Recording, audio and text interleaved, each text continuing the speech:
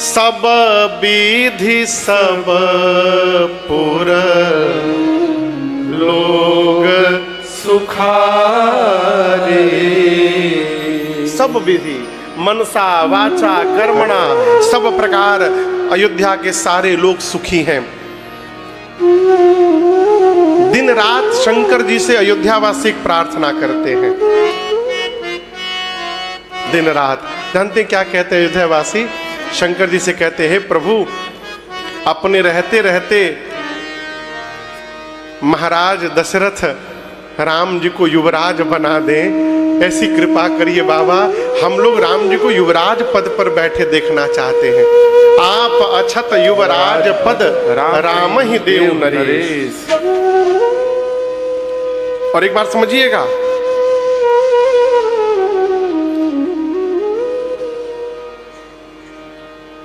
जिस प्रकार पुत्र पिता की आत्मा होता है, उसी प्रकार प्रजा राजा की आत्मा होती है। प्रजा जैसा चिंतन करती है, राजा को उसका आभास हो जाता है। एक दिन श्री दशरथ जी महाराज अपनी सभा में बैठे थे। उनको ऐसा लगा कि उनके सिर पर जो मुकुट है वो टेढ़ा हो गया है। तो उस मुकुट को सीधा करने के लिए वो हाथ में दर्पण लिए, शीशा। अब बदन बिलो की मुकुट सम कीन्हा, जैसे मुकुट सीधा किए उनकी दृष्टि गई, कान के पास जो केश है ना, ये सफेद दिखाई पड़ गए। श्रवण समीप भये शित केसा, और ये श्वेत केश जैसे दिखाई पड़े, महाराज समझ गए ये केश मुझे उपदेश दे रहे हैं कि महाराज हम तो श्वेत हो गए, आप कब अपना रंग बदलिएगा? समय आ गया है, बहुत आप राजा बन के रह गए। नृप युवराज राम कहूं देहु, राम को युवराज बनाइए। जैसे मन में भाव आया, श्री चक्रवर्ती जी महाराज दौड़ कर गए अपने गुरुदेव भगवान के पास। देखिए, संतान जब योग्य हो जाए ना, संतान जब योग्य हो जाए तो पिता का धर्म है राज अपना पूरा कार्यभार संतान को सौंप करके मुक्त हो जाना चाहिए। संतान योग्य हो तो भार सौंपिए, मुक्त होइए। महाराज डुबा देगा तो आप रात को मर गए तो कल से कौन आबाद करेगा? अमृत पी के तो नहीं आए हैं आप। यदि डर है कि बच्चा डुबा देगा और रात्रि को आप टे हो गए तो कल से तो वही डुबाएगा। कौन संभालेगा? आपके सामने डुबाएगा भी तो आप संभालने के लिए रहेंगे, आपके बाद डुबाएगा तो कौन उसको संभालेगा? संतान को सौंपिए, मुक्त होइए। आप ब्रह्मा नहीं है कि आप सब ठीक कर दीजिएगा।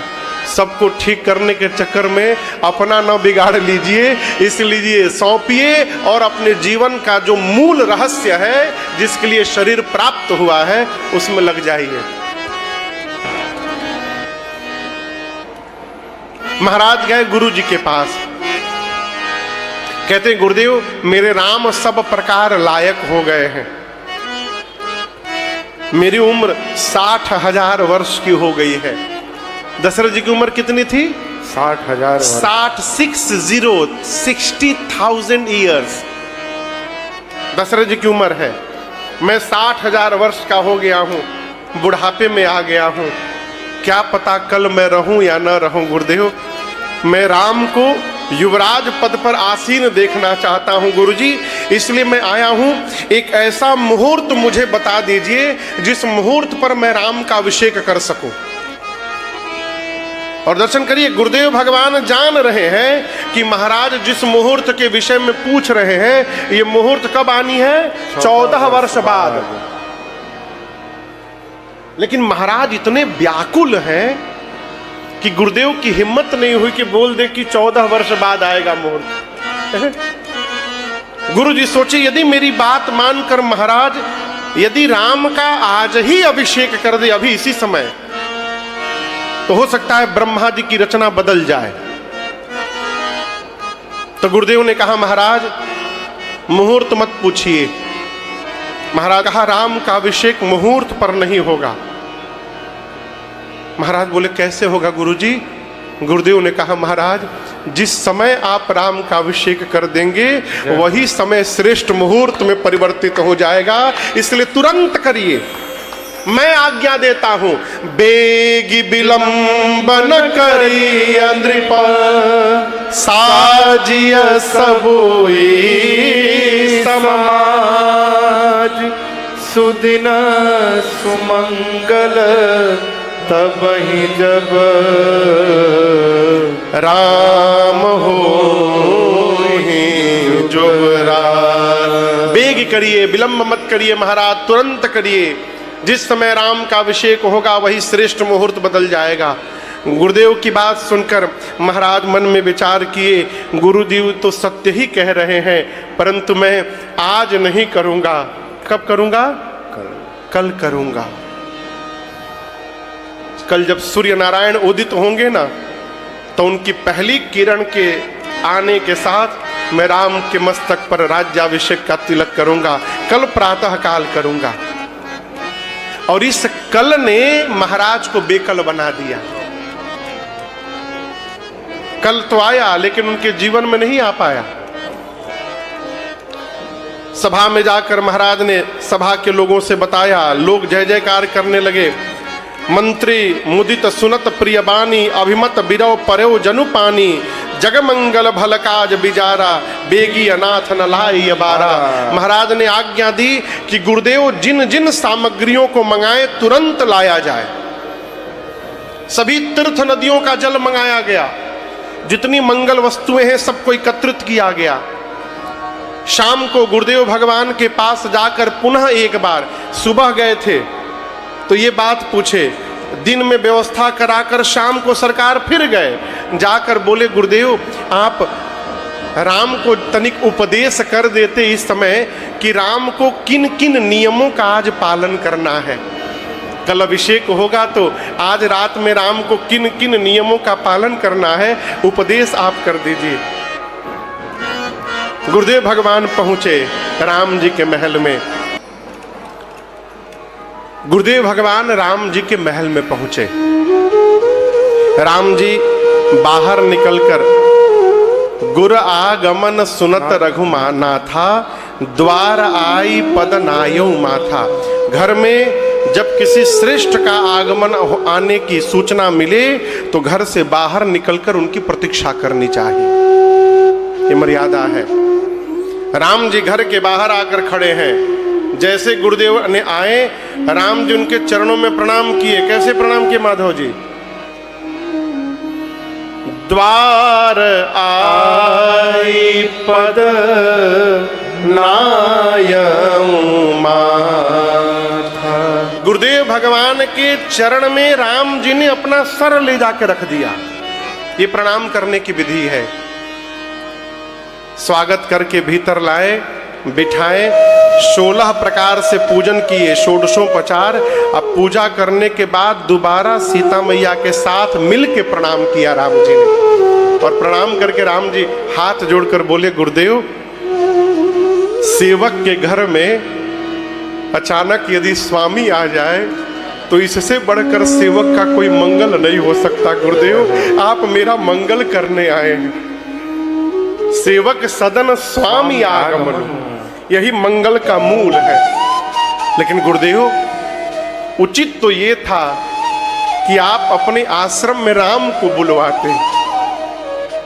आप यहां आए उचित नहीं था गुरुदेव, आप मुझे बुलवाए होते, मैं आपके पास आता। लेकिन आज अपने प्रभुता का त्याग करके आपने मेरे ऊपर कृपा कर दी है। प्रभुता तजी प्रभु कीन स्नेहु, भयउ पुनीत आज यह गेहु। आज ही मेरा घर पवित्र हो गया। गुरुदेव कहिए क्या आज्ञा है मेरे लिए? गुरुदेव ने कहा राम आज रात्रि में आप अन्न नहीं खाएंगे। राम जी बोले जो आज्ञा गुरुदेव। फल खाएंगे? जी आज्ञा गुरुदेव। दूध पिएंगे, पेय आहार करेंगे? ठीक गुरुदेव। भूमि पर शयन करेंगे? भूमि पर? राम जी बोले जो आज्ञा गुरुदेव। कोई विशेष हेतु? गुरुदेव ने कहा राम यदि ब्रह्मा जी आज की रात्रि को ठीक से निकाल दिए तब कल आपके पिताजी आपको युवराज बनाने वाले हैं, प्रातः आपका अभिषेक होगा कल। तो गुरुजी सीधा बोल सकते थे कि कल प्रातः काल अभिषेक होगा आपका, ये बोलने की क्या आवश्यकता थी कि यदि ब्रह्मा जी आज की रात ठीक से निकाल दिए, ये कहने की क्या आवश्यकता थी? आप समझ रहे हैं? ये यदि इतना छोटा शब्द है लेकिन इतना प्रभावशाली है। किसी व्यक्ति के बारे में बोलिए ये बड़े अच्छे हैं, साधु हैं, बड़े महात्मा हैं, सज्जन हैं, शीलवान हैं, गुणवान हैं, धर्मात्मा हैं, भक्त हैं, लेकिन इतना बोलने के बाद आपने लेकिन बोल दिया ना तो सब खत्म हो गया। आदमी तो बड़े अच्छे हैं लेकिन कंजूस हैं, खत्म हो गया ना हो। ब्रह्मा जी बोले, गुरुदेव बोले यदि ब्रह्मा जी आज की रात ठीक से निकालेंगे तो कल आप सवेरे युवराज बनेंगे। गुरु जी ने इशारा कर दिया, राम आज की रात ठीक से निकलने वाली नहीं है, आप अपनी रचना बनाइए। अब राम जी देवताओं को बुलाए रात में ही और बुलाकर बोले, हाथ पे हाथ धर कर बैठे हो, कल प्रातः काल युवराज बन जाऊंगा और यदि मैं युवराज बन गया तो फिर हो गया तुम्हारा कार्य पूरा। अब देवता तो कांपने लगे। इंद्र बोले हमारी कुर्सी का क्या होगा? इंद्र बोले कुर्सी तब मिलेगी जब मैं यहां से बाहर जाऊंगा। कुछ करो रात में कि मैं अयोध्या छोड़कर वन में जाऊं। यहां समझिएगा, ये राम जी की रचना है, कैकेयी मैया की रचना नहीं है। राम जी ने देवताओं को प्रेरित किया, कुछ करो कि मैं अयोध्या छोड़कर सवेरे वन में जाऊं। पूरी अयोध्या का श्रृंगार हुआ है। देवताओं को यह श्रृंगार भा नहीं रहा। देखिए चोर है ना, जो चोर होता है, हम अच्छा आप बताओ, आपको अमावस्या अच्छा लगता कि पूर्णिमा? बोलिए, जोर से बोलिए, क्यों? क्यों?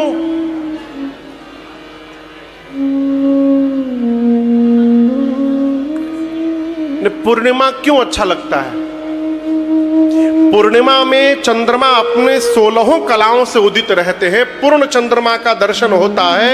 रात्रि में भी धरती पर प्रकाश फैला रहता है, चांदनी फैली रहती है चांद की। अमावस्या के दिन अंधकार रहता है। अमावस्या को नकारात्मक ऊर्जाएं तीव्र हो जाती हैं। परंतु चोर को, जो चोर है ना, उसको पूर्णिमा अच्छा नहीं लगता। चोर को अमावस्या अच्छा लगता है। क्यों? पूर्णिमा को तो रात में दिखाई दे देता है, वो चोरी करके जाएगा, पकड़ा जाएगा। अमावस्या को उसको कोई नहीं पकड़ सकता है। इसलिए जिस प्रकार चोर को चांदनी रात अच्छी नहीं लगती, उसी प्रकार देवताओं को अयोध्या का श्रृंगार अच्छा नहीं लग रहा। देवता पहुंचे रात में ही तुरंत सरस्वती के पास जाकर बोले, माँ आप ऐसा कुछ करिए कि राम जी अयोध्या छोड़ करके वन में चले जाएं। सरस्वती मैया बिगड़ पड़ी, बोली आप लोग इतने ऊंचे स्थान पर बैठे हैं और इतनी निम्न सोच आप लोगों की, दूसरे का सुख पचा नहीं पा रहे। देवता बोले, मां हम नहीं चाहते, ये राम जी की इच्छा है, आप कोई बुरा नहीं कहेगा। मां मन मार करके सरस्वती मैया आई, पूरी रात अयोध्या में घूमती रही, किसकी मति पलटी जाए, किसकी पलटी जाए, कोई नहीं मिला। लौट रही थी ना, तब तक एक पर दृष्टि चली गई। कौन था वो? नाम मंथरा मंदमती चेरी के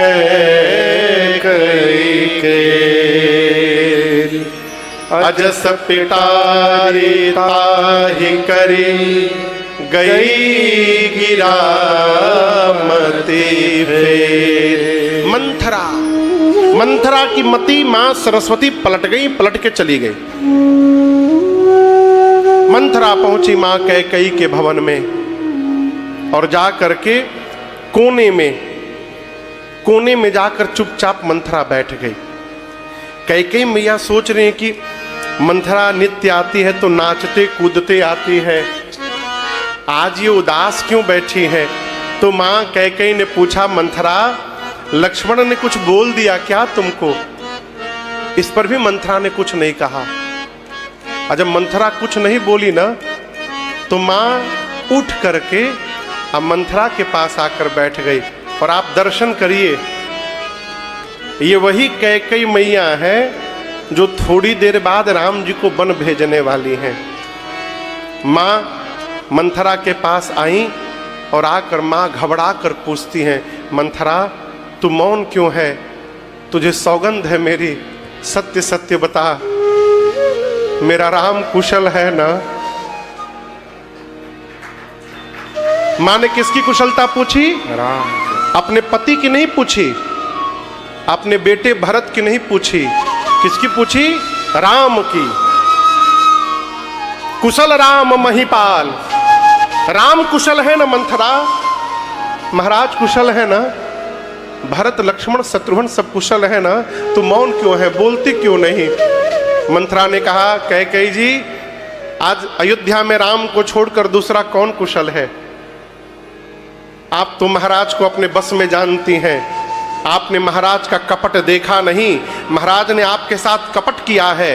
आपको पता है कल राम युवराज बनने वाले हैं, आपके महाराज ने आपके साथ कपट किया है। जैसे महाराज को कपटी कहा मंथरा ने, मां कैकेयी ने खींच कर मारा, एक चाटा उसको, गिर गई धरती पर जाकर। मां ने कहा, तेरी हिम्मत कैसे हुई? मेरे सौभाग्य के ऊपर तूने लांछन लगाया, आज तेरी जिह्वा निकाल लूंगी मैं। मंथरा रोने लगी। मां की बड़ी प्रिय दासी थी, मां को दया आ गई। मां ने कहा, मंथरा रो मत पगली। क्या कहा? कल मेरा राम युवराज बनने वाला है।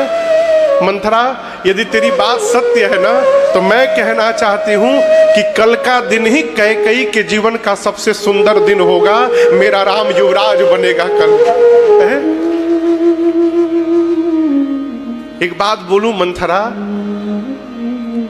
मैंने आज तक कभी किसी से नहीं कही ये बात। मैं नित्य जब सवेरे पूजा करती हूं ना तो भगवान से यही कहती हूं, प्रभु अगली बार जब मुझे शरीर दीजिएगा ना तो राम को कैकेयी के कोख से जन्म दीजिएगा और सीता को मेरी बहू बना करके भेजिएगा।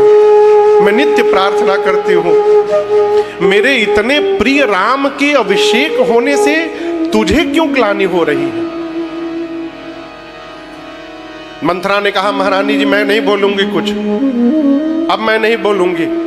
राम राजा बने चाहे भरत राजा बने, मैं दासी छोड़ के महारानी थोड़ी बन जाऊंगी, परंतु मुझसे आपका कपट, आपका दुख नहीं देखा जा रहा है। आप एक बात याद रखिएगा, जिस सूर्य के आने के बाद कमल का पुष्प खिलता है ना, यदि जल समाप्त हो जाए तो वही सूर्य उस कमल को भस्म कर सकता है। आपने कौशल्या जी के कपट को देखा नहीं, कौशल्या जी ने आपके बेटे को आपके मैके भिजवा दिया और महाराज को, राम को युवराज बनाने के लिए तैयार कर लिया। यदि किसी के मन में कपट नहीं होता तो शंकर की सौगंध खाकर कहती हूं, देखिए झूठ बोलने वाला व्यक्ति सौगंध पहले खाता है।